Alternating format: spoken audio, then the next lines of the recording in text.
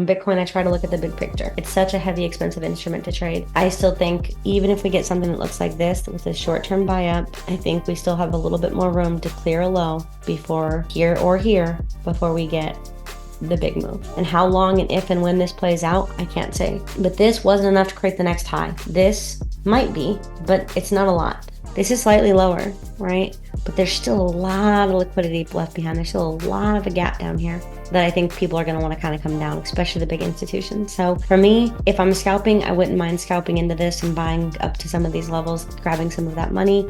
But otherwise, I'm not going to long-term hold this. And I would be looking for something like this. Now, if somebody else has a counter narrative, I would actually love to hear about it because I don't claim to be the crypto expert. But this is based off of technical analysis, number one, but also fundamental perception, number two. So we know there's a lot of people who are, and this happens every time. So you take a win, you take a loss, and of course they want to shout, go, roar, war, lion, what the heck ever, well, look at this YouTube winner, winner, winner, chicken dinner. And that's what people want to do. But when you take a loss, you take a downturn, people want to whine, fuss, complain, lose their mind. It's insanity. I can't even explain it. But we know that people are very emotionally attached to this. So the people who finally jumped in on this last halving and now are seeing nothing have happened or very minimal things have happened, a lot of them are not very pleased. And off of that perception, I think that alone might be enough of a catalyst to give us a little bit of a sell and a bear run just momentarily.